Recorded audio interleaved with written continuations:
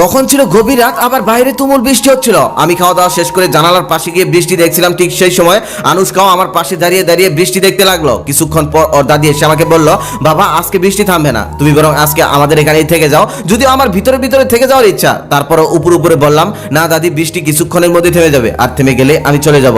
আনুশকা দাদি তখন কিছুটা রেগে গিয়ে বলল, আমার থেকে বেশি বোঝো না, যা বলছি তাই করো, এটা আষাঢ়ের বৃষ্টি, এত সহজে থামবে না। তারপর একটা রুম দেখিয়ে দিয়ে বলল, ওই রুমে থেকে যাও, ওইটা আমার ছেলের রুম, ছেলে ঢাকায় থাকে, ঢাকা থেকে আসলে ওখানেই থাকে, তুমি বরং আজকে রাতটা ওখানেই থেকে যাও, সকালে চলে যেও। তারপর আমি সেই রুমে গেলাম। সেই রুমটা ঘুটঘুটে অন্ধকার ছিল। সেখানে গিয়ে আমি আবারও ভয় পেয়ে গেলাম। দেখলাম বিছানার উপর কে যেন একটা শুয়ে আছে।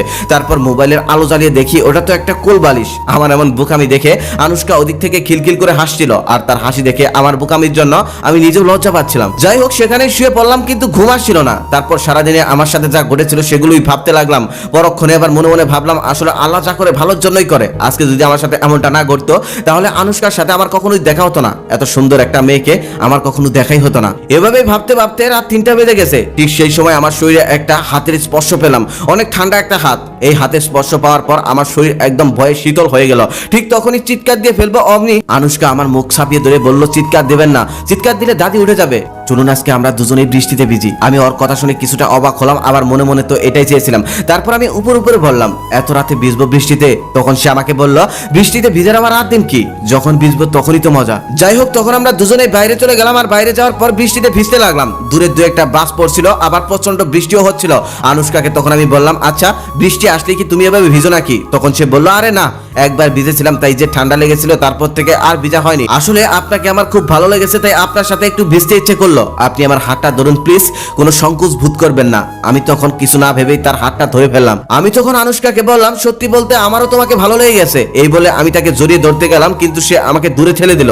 আনুশকাকে সরি বলে তারপর আমরা দুজন গল্প করতে করতে প্রায় বাকি রাত কাটিয়ে দিলাম। তারপর যখন আলো হয়ে আসছিল, সকাল হয়ে আসছিল, তখন আনুশকা আমাকে বলল, এবার আপনি চলে যান, একা একা যেতে পারবেন তো? তখন আমি বললাম, হ্যাঁ যেতে পারবো, কোনো সমস্যা হবে না। আনুশকা তখন আবার বলল, এভাবে চলে যেতে বলছি বলে অবাক হচ্ছেন? আসলে গ্রামের মানুষ তো, গ্রামের মানুষ আমাদের দুজনকে একসাথে দেখে ফেললে অনেক কিছু বলবে, সমাজ আমাকে কলঙ্ক দিবে, তাই আপনি চলে যান। তারপর আমি বললাম, আচ্ছা ঠিক আছে, আমি চলে যাই, দাদিকে বুঝিয়ে বলে দেন, তবে আমি আবার আসবো। আনুশকা তখন আমাকে বলল, যদি আসেন তাহলে দিনে নয়, রাতে আসতে হবে, কারণ গ্রামের মানুষ দিনে দেখে ফেললে সমস্যা হয়ে যাবে আমার। যাই হোক, আনুশকার প্রস্তাবটা আমার কাছে খারাপ লাগেনি, কারণ গ্রামের মানুষ দিনের বেলা একটা ছেলে আর মেয়েকে কথা বলতে দেখলে অনেক কিছু ভেবে বসে থাকে। দিনে আসলে আমি হয়তো কথাই বলতে পারবো না, তার চেয়ে বরং রাতে আসলেই আমি ওর সাথে অনেকটা গল্প করতে পারবো। তারপর আমি নানা বাড়ি চলে গেলাম। এত সকাল সকাল নানা বাড়ির মানুষ আমাকে দেখে সবাই অবাক হয়ে গেল। আমি সেদিনকার রাতের সমস্ত ঘটনা লুকিয়ে ফেললাম। নানা আমাকে জিজ্ঞেস করতে আমি বললাম, আসলে রাতের ট্রেনে এসেছি তো, ফজরের নামাজের সময় নেমেছি, তখন নেমে কোনো গাড়ি পাইনি, তাই হাঁটতে হাঁটতে আসতে হলো। আমার একটা মামাতো বোন আছে, সে আমাকে কিছুটা পছন্দ করে, কিন্তু মুখ ফুটে কখনোই বলার সাহস পায়নি। সে আমাকে কিছুটা সন্দেহ করেছিল, তবে আমি পরক্ষণেই ভাবলাম, চোরের মনে পুলিশের একটা ব্যাপার আছে না, তাই হয়তো আমি এমনটা ভাবছি। আসলে ও আমাকে সন্দেহ করবে কেন, ও তো কিছু জানেই না। তারপর থেকে এই দিনের বেলায় নানা বাড়িতে ঘুরতে লাগলাম, আর রাতে সবাই যখন ঘুমিয়ে যায়, তখন আমি আমার মামাতো ভাইয়ের সাইকেল নিয়ে চলে যাই আনুশকার কাছে। সেখানে গিয়ে সারা রাত তার সাথে গল্প করি। এটা ছিল আমার প্রত্যেক রাতের রুটিন। তারপর থেকে মাঝরাতে আমি চলে আসতাম, কোনো ভয় পেতাম না। সেদিনের পর থেকে আমার মধ্যে ভয় জিনিসটা আর ছিল না, সবসময় শুধু আনুশকার মুখটাই আমার চোখে ভাসতো। এভাবেই রাতের পর রাত গল্প করতে করতে আমাদের মধ্যে অনেক সখ্যতা হয়ে গেল। এক রাতে আমি ওর সাথে শারীরিক সম্পর্ক করার প্রস্তাবও দিয়েছিলাম, তবে সে আমাকে ফিরিয়ে দেয়। তারপর এ নিয়ে আমি আর কোনো কথা বলিনি, যদিও বুকে নিয়ে চুমু খেয়েছিলাম অনেকবার। এভাবেই চলতে থাকলো। আমরা এত কিছু করছি, কিন্তু আনুশকার দাদি এইগুলো কিছুই জানতো না। সে সবসময় বিভোর ঘুমে নিমজ্জিত থাকতো। আস্তে আস্তে আমার ছুটি শেষ হয়ে যাচ্ছিল, এবার চলে যাওয়ার পালা। আনুশকাকে একদিন আমি বললাম, আমি তোমাকে বিয়ে করে একবারে ঢাকায় যেতে চাই, তোমাকে রেখে আমি যেতে পারবো না। আমি ভেবেছিলাম এমন কথা শুনে আনুশকা অনেক খুশি হবে, তবে কোনো খুশি হলো না, সে মন বেজার করে রইল। এটা দেখার পর আমি অনেক কষ্ট পেলাম। যাই হোক, সকাল হয়ে যাচ্ছিল, মানুষ দেখে ফেলবে, তাই তাড়াহুড়া করে সেদিন সেখান থেকে চলে আসি। তারপরে দিন রাতে সবাই ঘুমিয়ে গেছে। আমি আনুশকার সাথে দেখা করতে বের হবো, ঠিক সেই সময় পেছন থেকে আমাকে কে যেন টেনে ধরলো। আমি পিছন ফিরে তাকিয়ে দেখি আমার সেই মামাতো বোন। সে আমাকে বলতেছে, ভাইয়া তুমি প্রতি রাতে কোথায় যাও, আজকে আমাকে বলতেই হবে। আমি কয়েকদিন খেয়াল করেছি, এতদিন কিছু বলিনি, তবে আজকে তোমাকে বলতেই হবে, আজকে আমি আর এমনি এমনি ছাড়ছি না। আমি তখন তাকে বললাম, তোকে কেন বলবো?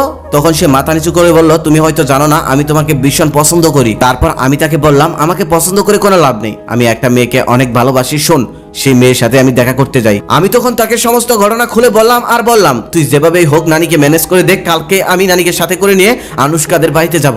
আমার কথা শুনে মামাতো বোন যা বললো তা শুনে তো আমি একদম নিস্তব্ধ হয়ে গেলাম। ও বলল, তুমি যে রাতে এসেছিলে সে রাতে তো কোনো বৃষ্টি হয়নি, আর এটা তো আষাঢ় মাস নয়, এটা হলো চৈত্র মাস। ওর কথা শুনে আমি জ্ঞান হারিয়ে ফেলি। পরের দিন সকালবেলা আমার জ্ঞান ফিরে। জ্ঞান ফেরার সাথে সাথে আমি আমার মামাতো বোনকে সমস্ত ঘটনা খুলে বলতে বলি। তখন ও যা বলে সেগুলো শোনার পর আমি নিজেকে বিশ্বাস করতে পারছিলাম না। ওই এলাকায় নাকি আনুষ্কা নামের কলেজ পড়ুয়া একটা মেয়ে ছিল। সে একটা ছেলেকে ভালোবাসতো।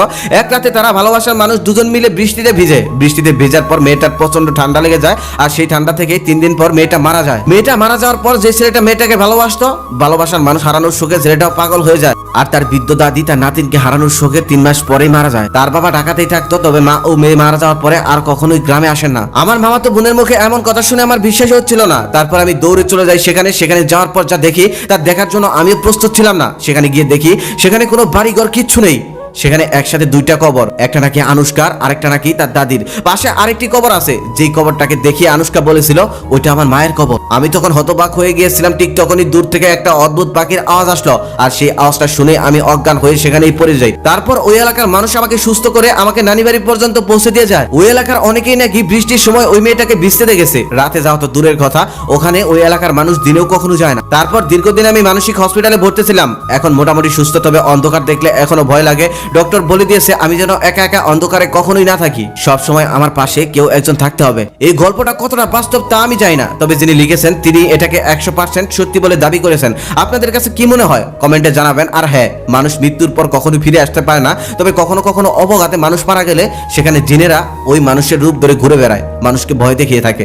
একটা সময় জিনপরীরা মানুষের প্রেমে পড়তো, তা আমি মুরব্বীদের কাছে শুনেছিলাম বহুবার।